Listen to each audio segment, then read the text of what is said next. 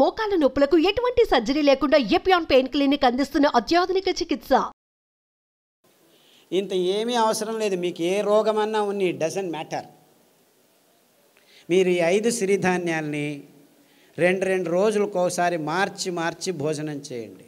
అంటే 2 రోజులు అరికలు తినాలి, 2 రోజులు సామెలు తినాలి, 2 రోజులు ఊదులు తినాలి, 2 రోజులు అండుకొర్రలు, 2 రోజులు కొర్రలు, మళ్ళా సైకిల్. అలాగే కషాయాలు. ఈ రోగనిరోధక శక్తి మీకు కావాలంటే ఈ వ్యాక్సిన్లు ఇవి అవి ఏం పనిచేయవు, ఏమీ పనిచేయవు. మీకు పనిచేసేది ఈ 7 కషాయాలు. చెప్తాను, పుస్తకంలో రాశారు. గరిక, తులసి, తిప్పతీగ, బిల్వం, కానుగ, వేప, రావి. ఈ 7 ఆకుల కషాయాల్ని 4 రోజులు, గరిక 4 రోజులు, తిప్పతీగ 4 రోజులు, తులసి 4 రోజులు, బిల్వం 4 రోజులు, కానుగ 4 రోజులు, 4 రోజులు వేప, 4 రోజులు రావి కషాయాలు తాగితే మీకు 2 సంవత్సరాలు డెంగ్యూ రాదు, పంగు రాదు, H5 రాదు, N1 రాదు, పంగు, జింక, పుంక, నీఫా, గీఫా, ఈ రోగాలన్నీ మీ దగ్గరికి రానే రావు, గ్యారంటీ. దీనికి ఏమైనా ఖర్చు పెట్టాలా మీరు?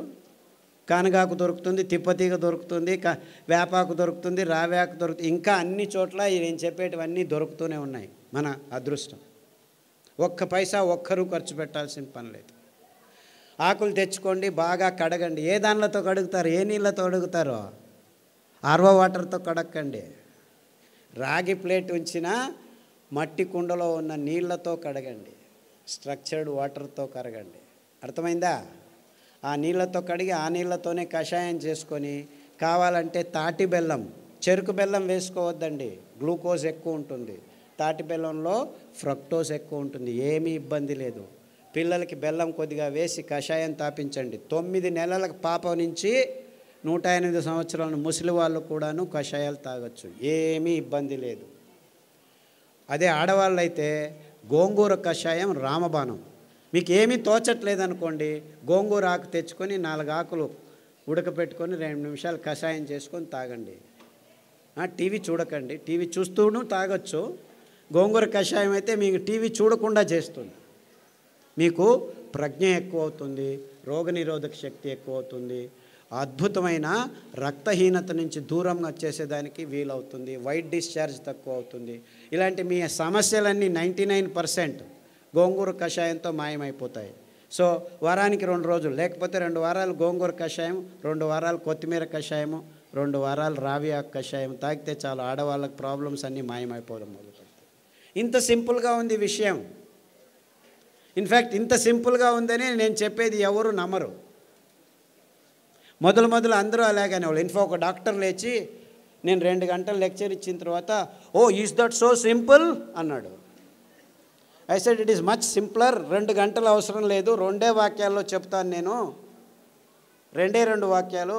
రోజుకు 1 గంట నడవండి, వీలైతే పొద్దున 15 నిమిషాలు, సాయంకాలం 15 నిమిషాలు. ఇంత అద్భుతమైన పదార్థాలని ఇప్పటికీ ఇస్తున్నాడు దేవుడు. ఇన్ని పాపాలు చేసినా మనము ఆ దేవుణ్ణి ఒక 15 నిమిషాలు పొద్దున్న లేచి ధ్యానం చేయండి, సాయంకాలం పడుకునే ముందు ఒక 15 నిమిషాలు ధ్యానం చేయండి.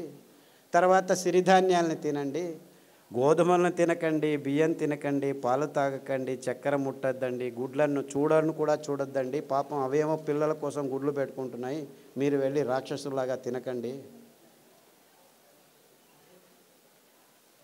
దానిలో గుడ్లు దానిలో ఉండనివ్వండి. లేదు చేపలు చాలా మంచివి, జలపుష్పాలు తినొచ్చని కొందరు స్వామీజీలు కూడా చెప్పడం మొదలుపెట్టారు. దాంట్లో మీకు దొరికేది పాదరసము, మెర్క్యూరీ తప్ప ఇంకేమీ దొరకదు, అంత భయంకరంగా ఉంది.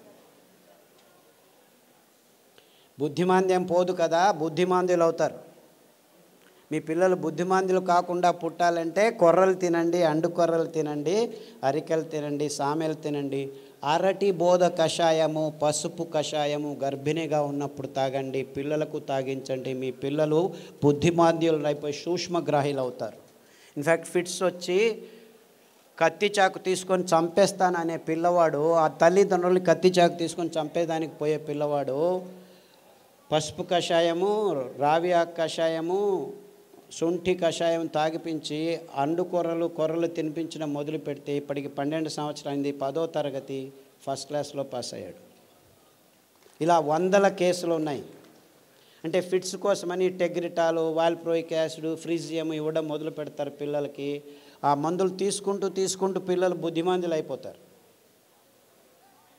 ఫిట్స్ రావు అని చెప్తారు, అయినా వస్తూనే ఉంటాయన్నమాట.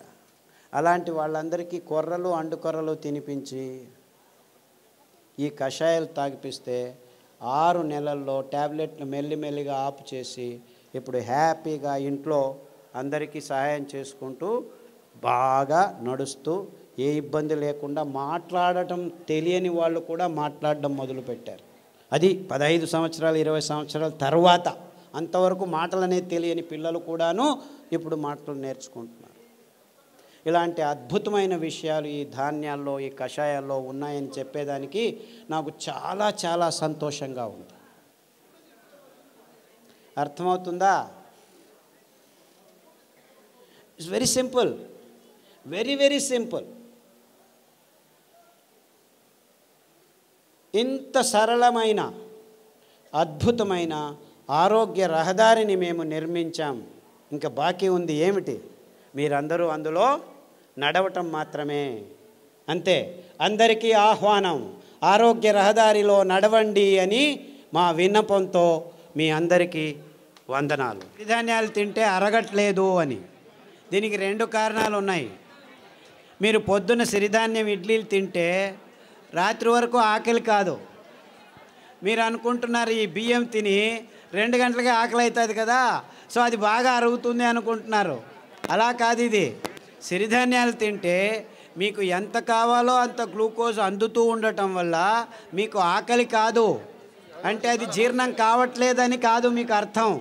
అందరికీ ప్రాబ్లం అది. అంతేకాకుండా మీరు సిరిధాన్యాల్ని బియ్యంలాగే కుక్కర్లో వేసి పుస్ అని 4 కూగులు కూగించేస్తే రాదనమాట. అది ఉడకదు. రాత్రి నానబెట్టి పొద్దున ఉడకబెట్టుకోవాలి. కనీసం 3 గంటల నుంచి 6 గంటలు నానబెట్టాలన్నమాట. నానబెట్టి వండితే ఆ ధాన్యం తింటే మీరు హ్యాపీగా ఫీల్ అవుతారు, ఆరోగ్యంగా ఉంటుంది.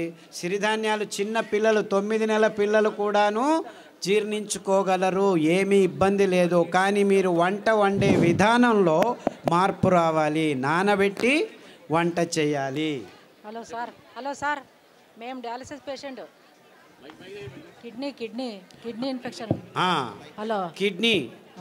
కిడ్నీలో చాలా రకాలైన ఇబ్బందులు ఉన్నాయి.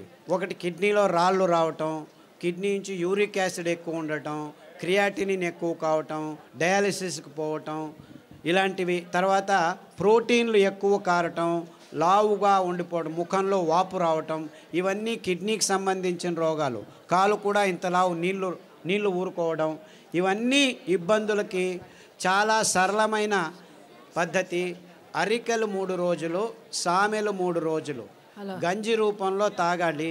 మార్చి 9 వారాల్లోనే మీకు ఈ ప్రాబ్లమ్స్ అన్నీ బాగవుతాయి. దానికి తోడు రణపాల ఆకు, పునర్నవ ఆకు, కొత్తిమీర ఆకు కషాయం వారం మార్చి తీసుకుంటే 9 వారాల్లో మీకు అంతా బాగవుతుంది. వీక్లో డయాలసిస్ 2 టైమ్స్ తగ్గిపోతూ వస్తుందమ్మా. ఇన్ఫ్యాక్ట్ చాలామంది డయాలసిస్ చేసుకున్న వాళ్ళు 1 సంవత్సరంలో డయాలసిస్ నుంచి దూరం కావచ్చు. Thank you sir. అండుకొర్రలు, బోధకాలు రోగం ఉన్న వాళ్ళు అండుకొర్రలు ఒక 3-4 సంవత్సరాలు తింటే బోధకాలు మెల్లిగా బాగవుతూ వస్తుంది. దానికి తోడు జామ ఆకు కషాయం, రావి ఆకు కషాయం, సాదాపాకు ఆకు కషాయం తాగాలి. బోధకాలు ఉన్న వాళ్ళకి అండుకొర్రలు 3 రోజులు, మిగిలిన ధాన్యాలు 4 ఒక్కొక్క రోజు తినాలి. సార్ నమస్కారం అండి. సార్ ఇక్కడ సార్ ఇటుపక్క సార్ చెప్పండి సార్. నా భార్యకి 4 సంవత్సరాల నుంచి ఒక వ్యాధి ఉన్నదండి. ఆమె ఉదయం పూట్ల సరిగా పండుకోదండి. రాత్రి పూట పడుకున్న తర్వాత మళ్ళీ తెల్లవారుజామున లేదండి. ఆ రాత్రి తెల్లవారుజామున అట్లా 2 రోజుల వరకు అలాగనే నిద్రపోతుందండి. లేస్తే తల తిరిగి వెంటనే మళ్ళీ కింద పడిపోతుందండి. ఈవెన్ పక్కన ఉన్న బాత్రూమ్ దగ్గర నుంచి మంచం దగ్గర రావడానికి కానీ తన నడిచే శక్తి లేక చిన్నపిల్లలాగా దొగ్గాడుకుంటూ వచ్చి మంచం మీద పడుకుంటుందండి. లేస్తే మళ్ళీ ఫుల్గా యాక్టివ్గా ఉంటుందండి. ఇది ఎందుకనేది అర్థం కాలేదండి. దీనికి వెర్రి నువ్వుల నూనె 2 వారాలు, నువ్వుల నూనె 2 వారాలు, ఉదయం లేచిన వెంటనే పడిగడుపున తాగించాలి. దానికి తోడు మారేడు ఆకుల కషాయం, బిల్వపత్రం కషాయం అంటారు. మారేడు బిల్వం రెండు ఒకటే. గరిక కషాయం, పసుపు కషాయం, సాదాపాకు కషాయం. వారం వారం మార్చి తాగించండి. అండుకొర్రలు 3 రోజులు, మిగిలిన ధాన్యం ఒక్కొక్క రోజు. ఇలా తినిపిస్తే 6 వారాల్లోనే తేడా కనిపిస్తుంది. 6 weeks all that it takes.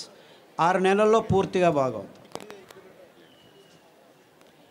రక్తపు క్యాన్సరు, గర్భకోశం క్యాన్సరు, మెదడు క్యాన్సరు, ఎముకల క్యాన్సరు, ఇలా 14 రకాల క్యాన్సర్లు పుస్తకంలో పట్టీలో రాశారు. దాంట్లో ఉన్న ఆహారం, కషాయాలు వాడితే 6 వారాల్లోనే తేడా రావటం జరుగుతుంది. 6 నెలల్లో చాలా మటుకు మీకు గుణముఖులు అవుతారు. సార్ నాకు ఒట్టిగో డిజినెస్, తల తిరగడము, మళ్ళీ ఇది ఒకటి ఉంది సార్, ఇది బ్రెయిన్ కొంచెం. సాదాపాకు కషాయము, పసుపు కషాయము, అరటి బోధ కషాయము. తర్వాత ఈ వర్టిగో ఉన్నవాళ్ళు చాలామందికి ఈ తంబాకు అంటే పొగాకు, సిగరెట్లు కానీ ఈ లోపల నోట్లో పెట్టుకోవడం కానీ అలవాటు ఉన్న వాళ్ళకి ఈ వర్టిగో ఎక్కువగా ఉంటుంది. అంటే మీరు దాని నుంచి బయటపడాలంటే చేయాల్సింది కానుగ ఆకు కషాయం, చమురు ఆకు కషాయం, రావి ఆకు కషాయం. ఈ 3 కషాయాలని మార్చి తాగాలి. అరికలు, సామెలు ఎక్కువగా తినాలి. సార్ నమస్కారం sir. Prostate cancer, lung cancer. ఇప్పుడు ఏమైందంటే లంగ్లో క్యాన్సర్ వచ్చింది, రేడియోథెరపీ, కీమోథెరపీ తీసుకుంటారు, అక్కడికి ఆగదు, ప్రోస్టేట్కి వస్తుంది. ప్రోస్టేట్కి తీసుకుంటే ఎముకలకు వస్తుంది. అంటే ఇది క్యాన్సరు ఇక్కడుంది, అక్కడుంది అని కాదు. క్యాన్సర్ మొత్తం దేహంలో ఉంది, ఒక్కొక్కసారి ఒక్కొక్క చోట బయటపడుతుంది అని అది అర్థం చేసుకోవాలి. కాబట్టి అన్ని క్యాన్సర్లకు మూలం ఒకటే. అందువల్ల మీరు పారిజాతము, రావి ఆకు, జామ ఆకు కషాయాలు అన్ని క్యాన్సర్లకు బేస్గా ఉండాలి. ఈ 5 ధాన్యాల్ని 2 రోజులు తినడం మొదలు పెట్టండి. 6 వారాల నుంచి 6 నెలల్లో మీకు గుణముఖుడవడం మొదలు పెడతారు. 2 సంవత్సరాల్లో పూర్తి క్యాన్సర్ మీ దేహం నుంచి బయటపడిపోతుంది. ఏమీ ఇబ్బందులు ఉండకుండా జరుగుతుంది. బ్రెయిన్ స్ట్రెంగ్తింగ్ చేసి అదే చెప్పాను కదా, సదాగా సాదాపాకు, పసుపు కషాయాలన్నీ ఈ నర దౌర్బల్యానికి జరిగినేదానికి. తర్వాత నువ్వుల నూనె, వెర్రి నువ్వుల నూనె తాగండి. IBS పుస్తకంలో రాసాము. IBS, క్రాన్స్ డిసీజు, కొల్లైటిస్ ఇవన్నీను లిస్ట్ చేశాము. పుస్తకంలో పట్టీలో ఉంది, గమనించి వాడండి. నమస్కారం సార్. సార్ నమస్కారం సార్. సార్ పాలు కాకుండా పాల ఉత్పత్తులు, పెరుగు, మజ్జిగ. పాలు లాక్టోబాసిల్లస్ తోడుకు పెరుగుకు వేసుకుంటే అందులో ఉన్న కెమికల్స్ అన్నీ నిర్నామం అయిపోతాయి ఫర్మెంటేషన్ వల్ల. అంతేకాకుండా మనకు పాలు, కొబ్బరి పాలు అతి అద్భుతమైన పాలు, అన్ని రోగాలను దూరం చేస్తాయి. నువ్వుల పాలు ఇంకా మంచిది, రాగి పాలు మంచిది. సో మనకు ఒక్క పాలు కాదు, కొబ్బరి పాలు అతి అద్భుతమైన పాలు. పిల్లల రోగాలన్నీ దూరం అయిపోతాయి, రోగనిరోధక శక్తి ఎక్కువ అవుతుంది, జీర్ణశక్తి బాగుంటుంది, మెదడు రోగాలు రాకుండా ఉంటాయి. సో మీరు పాలకు పర్యాయం అంటే చాలా పాలు ఉన్నాయి. కొబ్బరి పాలు, నువ్వుల పాలు, రాగుల పాలు, సజ్జల పాలు, ఇలా 4-5 రకాల పాలు. దానిలో నుంచి పెరుగు కూడా చేసుకోవచ్చు, ఏమీ ఇబ్బంది లేదు. సార్ నమస్కారం అండి. నా పేరు పూల రమణ సార్. ఈ పరిసర ప్రాంతాల్లో మాకు రాగిడి భూములు ఎక్కువ సార్. సో ఈ ప్రాంతంలో మేము ఎక్కువగా జొన్నలు పండిస్తుంటాం. జొన్నలు, రాగులు, సద్దలు పండిస్తుంటాం. వాటి గురించి కూడా మీరు కొంచెం దయచేసి వాటి వివరణ కూడా ఇవ్వాలి. పుస్తకంలో రాశారు తటస్థ ధాన్యాలని. ఎందుకు మీరు రాగులు, సజ్జలు, జొన్నలే ఇంకా పెంచుతున్నారంటే కారణం ఇంతే. ఇది చాలా టెక్నికల్ రీజను, ప్రాక్టికల్ రీజను. రాగులు, సజ్జలు, జొన్నలు నగ్న బీజాలు అంటారు. అంటే దానిల మీద కవచం ఉండదు. అంటే దాన్ని మీరు మిషన్కి తీసుకెళ్ళి డీహస్కింగ్ చేయాల్సిన పని లేదు. అందుకే